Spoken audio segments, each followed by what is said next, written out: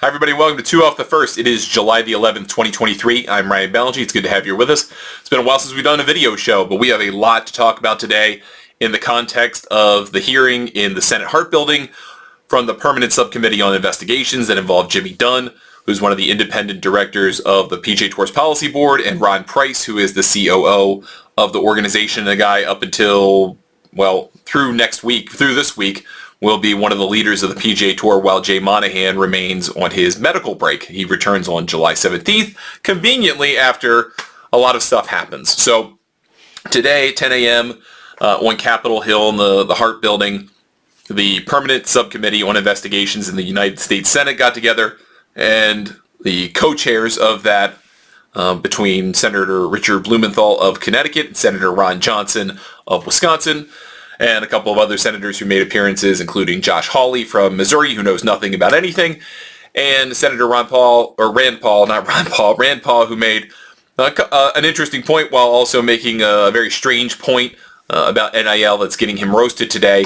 Made some appearances too. A couple other senators did. A lot of them told meandering stories and really didn't have a point. This was mostly guided by Blumenthal and Johnson in terms of the theatrical performance that was done out there over the course of about 3 hours between Dunn's testimony and Price's testimony. We got some interesting facets out of all of this, but the most interesting pieces of all this, frankly, were not on television and not in that Hart room.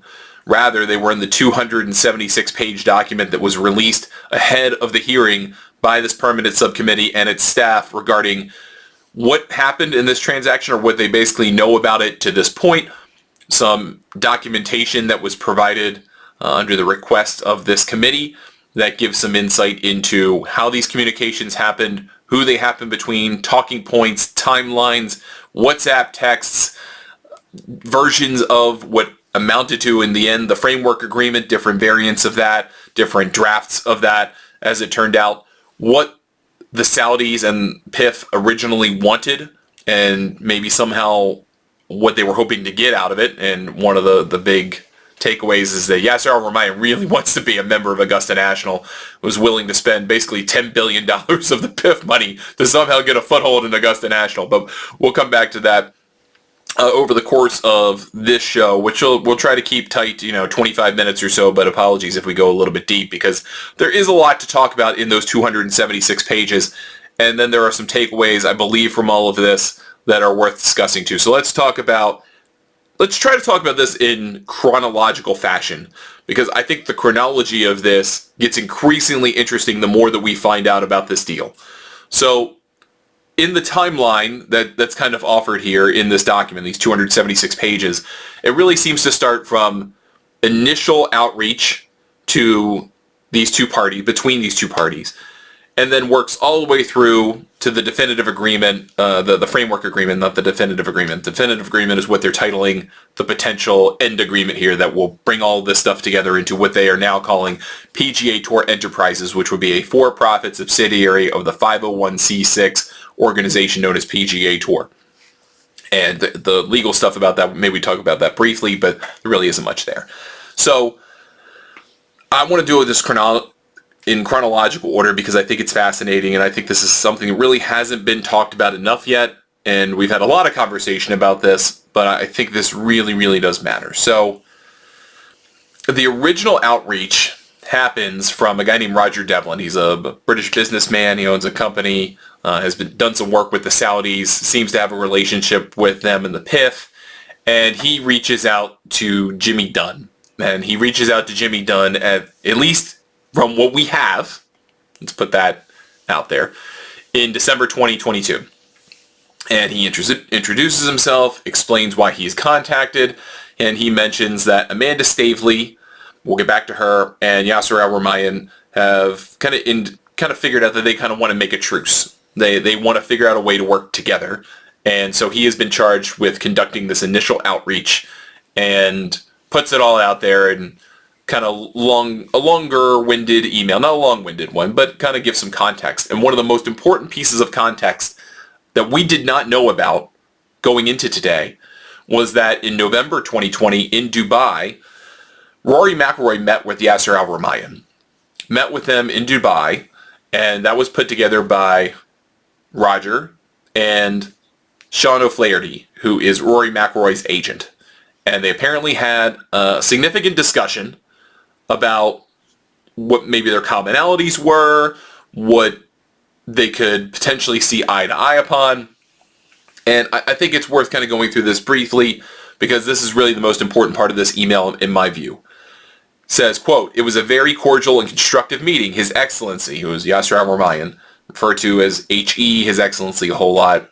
We're just going to say Al-Rumayyan, has great ambitions to support, grow, and modernize the sport and is clearly well equipped to fund these goals. He has been frustrated by his inability to engage constructively with the PGA. Rory made it clear that in accepting the meeting he was speaking only for himself, although he believes his views are broadly shared by Tiger and the other top players. He also emphasized he was seeking no personal financial gain, he was simply trying to unify the game. In our meeting, Rory and Al-Rumayyan talked of the need for compromise to benefit all the game stakeholders, be they players, fans, broadcasters, sponsors, or charities. His Excellency is especially conscious of the opportunities for innovation to ensure golf broadens its appeal to a younger and wider demographic, possibly involving team golf and female participants. We also spoke of specific opportunities such as a fall, quote, IPL-style team event culminating in a revived World Cup of Golf, as well as co-sanctioned regular PGA tournaments which could come together designated as an Aramco series, like they do team series already on the Ladies European Tour. There was an agreement by both Rory and Al-Rumayyan that the leading players are unwilling to compete in more than 26 tournaments. One part I will not read exactly, but because I didn't screenshot it yet, and I don't want to parse through all the pages of the document, but also one of the interesting paragraphs is that there is an acknowledgement from Devlin through or from Al-Rumayyan through Devlin, that Greg Norman's kind of a problem. And he's one of the big reasons why there probably hasn't been much conversation at this point in December 2022 between the parties. And this is what kind of jumpstarts things. So then, ultimately months later, there is this conversation that happens. And what we don't really know, or what isn't clear from this record, is what happens between this outreach and the meeting from November 2022 to the Masters when Amanda Staveley, who is a very shadowy figure, she's worked on a number of deals with the Saudis, including their purchase of Newcastle United, which is an English Premier League team, in which she ultimately got 10% of the team and got to be basically the public face of the franchise.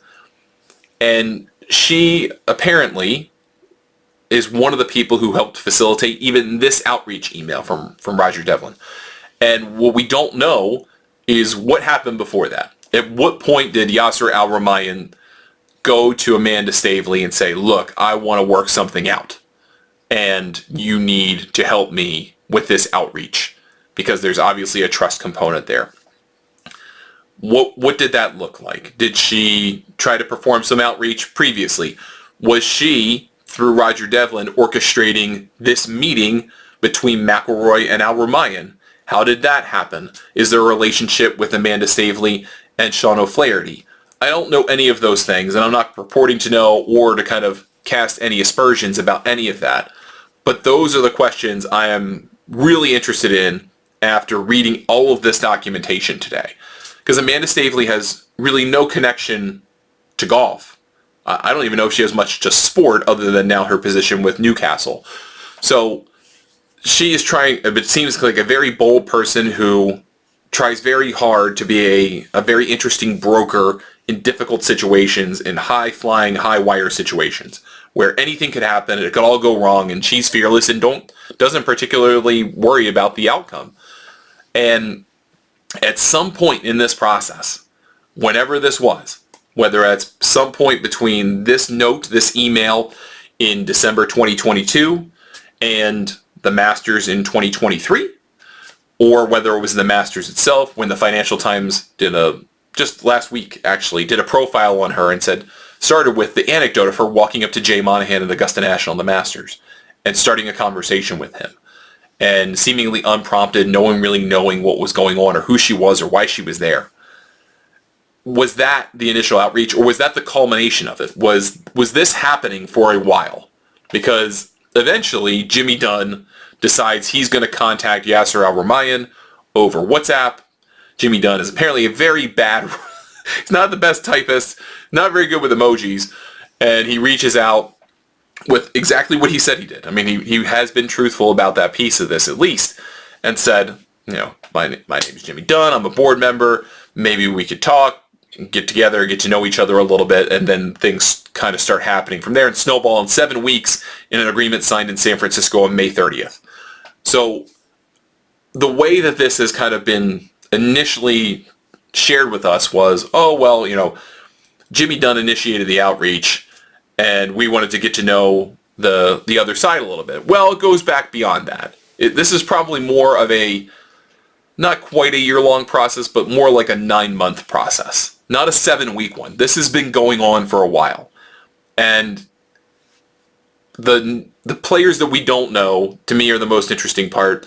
But I think there are some questions to ask Rory McIlroy, because he, on one hand, has this meeting with Al-Rumayyan, apparently on his own. He's not speaking on the tour's behalf. He's not trying to negotiate on the tour's behalf. Just a meeting of these two people and what that might mean moving forward. I think a common sharing of interests. And then trying to figure out, well, if we were to strike a deal, what were some of the things that we could agree upon? What would be some of the things that are non-starters? What does that all look like? So what did McIlroy do with that information? Did he take it to Monahan, his fellow policy board members? Did he do any of those things? Did he come to them and say, here's what I learned, here's our intel, we have an opportunity to potentially end the legal proceedings and maybe even work with the Saudis? Because McIlroy had put out there previously, not so much that he still had his ethical concerns, but he did put out there that if the Saudis were going to invest in golf, he would prefer they invest with him, with the PGA Tour, with his organization. And what I don't know is what happened with this intel from November to December, and we've got that 4-month gap until April, and then you've got this bigger negotiation. And that's one piece of this I think is fascinating. And then you have the documentation that outlines the different steps of the process of building a draft to a final version, the executed version of this framework agreement. And in the meanwhile, you have another period of documents which are really the explanation from their communications between PGA Tour executives, between PGA Tour and PIF, and different other folks involved in this process, which they're important, but I don't think as important as Staveley and Al-Rumayyan and Dunn and Monahan and Price and Ed Hurley. But there's communications there about different drafts, but it all kind of starts with this presentation from basically Amanda Staveley's Capital Group. And she kind of lays down she calls the best of both worlds kind of PowerPoint deck. And in that deck, she explains what some of the things LIV would like to have. They'd like to have Tiger and Rory own a LIV team each and play 10 events. Well, I mean, Tiger's on the shelf. He's not doing that ever again, so that's not possible. It kind of indicates, hey, maybe she doesn't know a whole lot about golf, but she's just trying to kind of get things out there a little bit. Then maybe they share resources. Then maybe there are investments from the Public Investment Fund for a fall series of LIV events, and maybe some of the PGA Tour players come over. Maybe there are PGA Tour events that are sponsored by the Saudis that result in like this Aramco series thing, where you have a couple of events like WGCs, one's in Saudi Arabia. They throw out a bunch of different kind of concepts and ideas. And that was, I think, a starting point. Al-Rumayyan wanted a membership to Augusta National and to the Royal and Ancient. I don't know why any person would spend billions of dollars just to acquire that thing, but if you had someone else's money through the Public Investment Fund and you really all you wanted was just to be accepted and invited to join Augusta National, I guess that's one way of going about it. But that's the kind of initial presentation, and then what's missing is kind of all these negotiations back and forth of, well, we wouldn't do this, we would do that, might do this, we can amend this, change that, and then you just start getting into these documents of different drafts, and the document evolves, and as it evolves, there's interesting schedules. So you kind of have if you ever signed one of these types of documents, you probably did if you ever signed a mortgage or a loan or all kinds of different things, but there's schedules, right? There are different exhibits that are part of the document, that are part of the agreement, One was kind of, hey, here's what the PGA Tour is putting in. They're putting in their media rights, their real estate holdings. So all the TPC stuff would go in this new company. All those clubs that they own, different networks that they might have interest in, all different types of commercial investments, all that would go in this thing. This, what they're now calling PGA Tour Enterprises, was called NewCo in the document they signed. And that's part of Schedule A. And then it also has like a pictogram of how this whole thing's going to look, which, by the way, is still described in the documentation exactly as Jimmy Dunn talked about it, where the PGA Tour would have a majority equity stake. They would be the majority owner. The Saudis would be putting in LIV, which, by the way, in documentation with policy points to the board, Monahan basically says LIV's value is negligible because they don't really have any income, and whatever income they do have, what they owe to players in liabilities is enormous. So they basically have nothing. Also interesting to point out, before I forget, and I'm going to forget, the DP World Tour is just along for the ride here. And I think a lot of people that I've seen have wondered why they're part of this, why they don't get much play. We talked about this a little bit on 2 Out the First yesterday, when it became apparent from all of the documentation that came out in the Larry Klayman case, and if you had known the backstory beyond that, which most people don't, but the backstory beyond that was that the PGA Tour had initiated a process to obtain and acquire the European Tour Group. First by an investment in European Tour Productions, taking a large stake in that, and then kind of building their way into taking over the European Tour Group. So that factors into these documents as well, where Monahan says the DP World Tour equity stake in this will actually be absorbed by the PGA Tour once the PGA Tour finishes acquiring the DP World Tour Group, or the European Tour Group. So not long from now, as part of stuff that started several years ago, well before the concept of LIV existed, the PGA Tour is going to own the DP World Tour. That's coming. So once all that is finished, then the DP World Tour won't be a thing. Keith Pelly will probably still keep his job running the DP World Tour, but that's why it's now a feeder tour. It's always kind of been a feeder tour, but that's why it's now especially a feeder tour, because the PGA Tour is going to own it. So that's one part of it. And that's why their equity stake is going to be next to nothing. And whatever it is, it's PGA Tours to have. And so we talked about the other day, well, LIV has to try to build the value of this. And that's why they're trying to go still operate these next few months as though they're going to keep operating. Because there's a power balance here that happens, and it's laid out in these documents and emails, that yes, the PGA Tour will be the majority owner of this new subsidiary. Yes, Jay Monahan will be the CEO, but Yasir Al-Rumayyan will be the chairman. The PGA Tour will own the majority of seats on this board of directors for the new company, and that will be representative of their equity stake in this. But the Saudis will have the money, right? And by Al-Rumayyan being the chairman, he will have a substantial influence over how LIV is assessed, is evaluated, is valued, and what happens with it. So there is some balance there. And I think the power struggle that happens moving forward in these next several months between these organizations, and it's really, just take the DP World Tour out of it, it's the PGA Tour and the Public Investment Fund. The power struggle here is the PGA Tour wants to have all of the semantical PowerPoints. They want to have the board seats. They want to have the equity.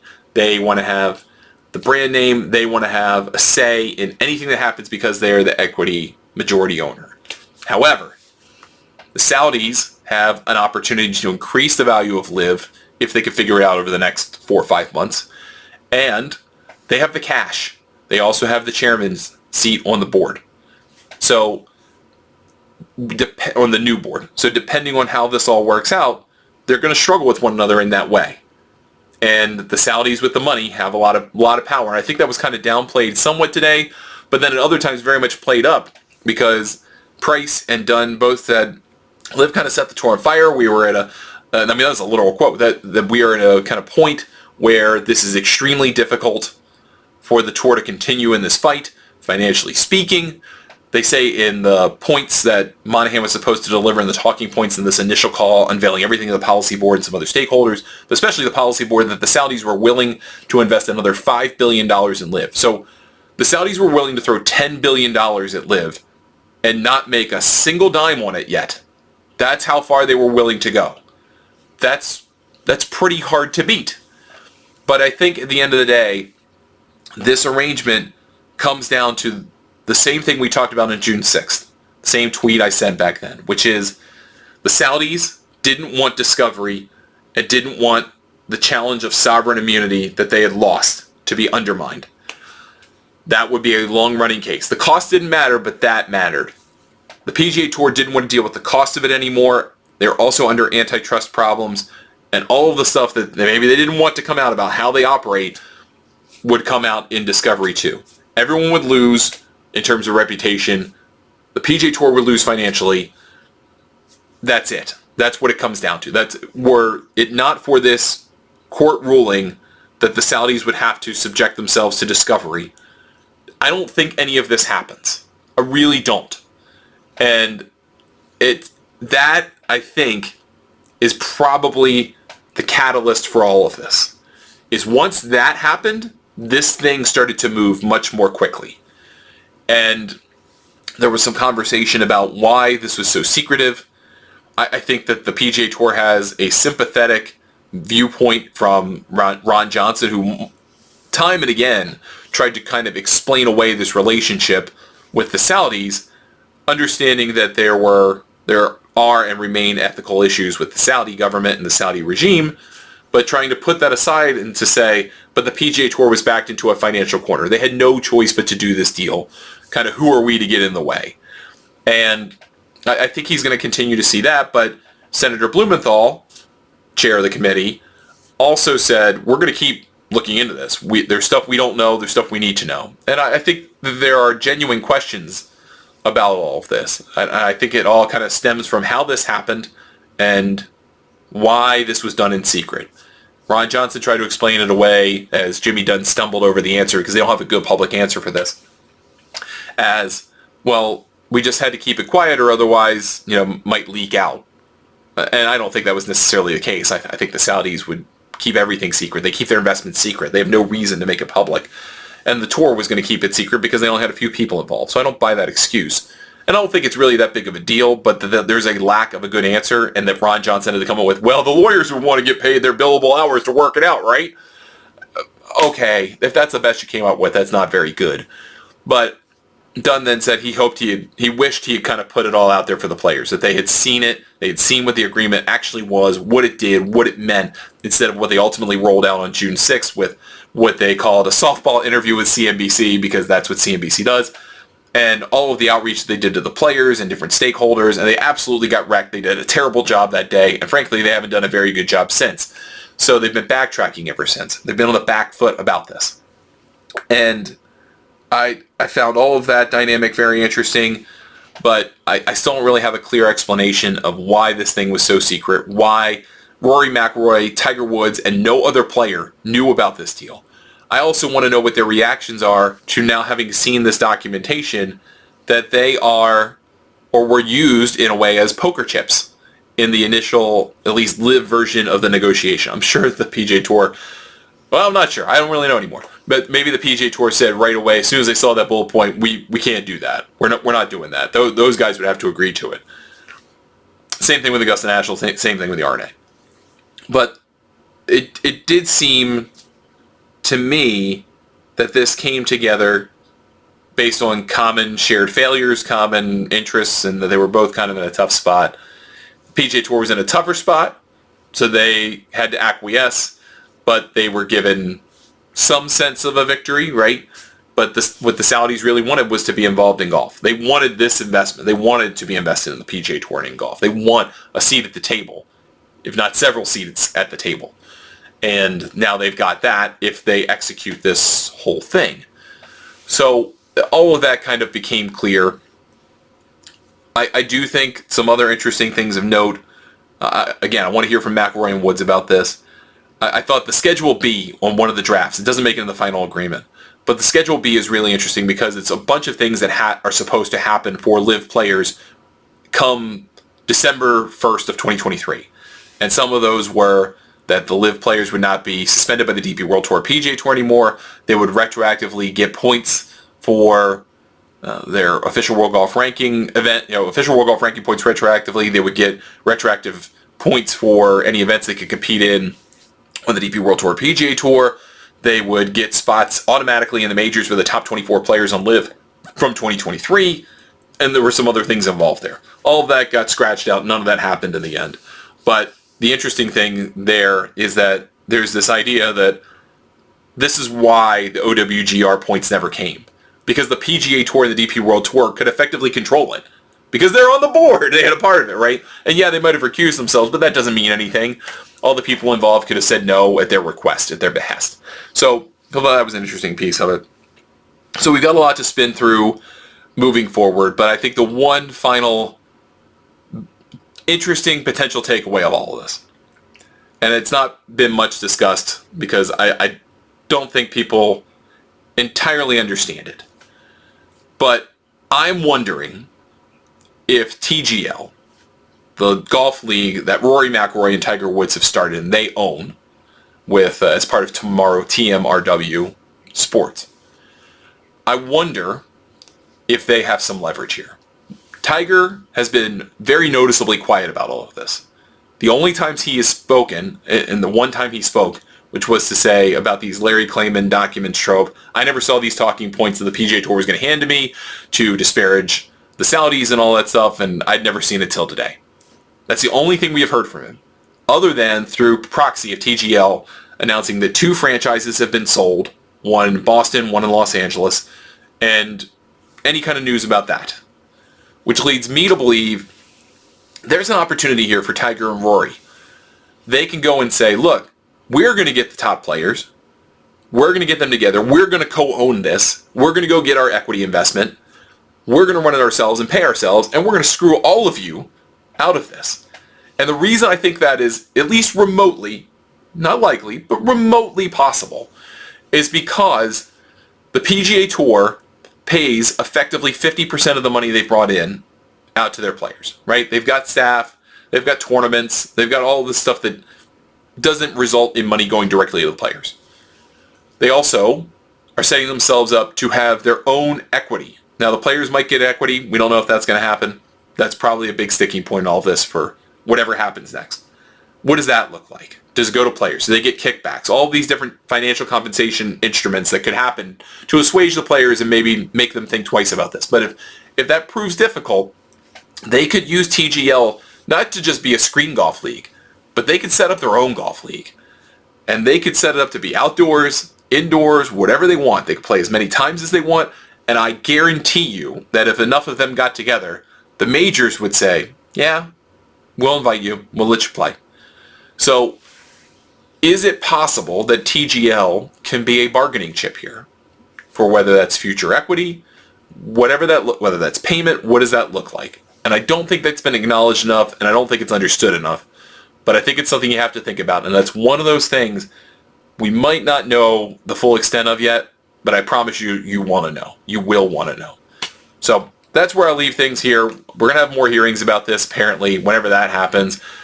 Dunn and Price committed to coming. I think they kind of committed on behalf of Al-Rumayyan and Norman to showing up. We'll see what happens there. Monahan, you would assume, would come the next time. He's probably happy he wasn't there today. He probably would have not done the best job. But nevertheless, this thing obviously isn't over. There's still lots to figure out. But this day and really the Klayman treasure trove of documents, that's 600 pages worth of stuff, more than 600 pages, 625 pages worth of stuff that we didn't know before that I think is interesting. And oh, by the way, Greg Norman's going to be out of a job if there's a definitive agreement. That's kind of a petty point, but it was kind of confirmed today. All right. We'll be back with another show tomorrow.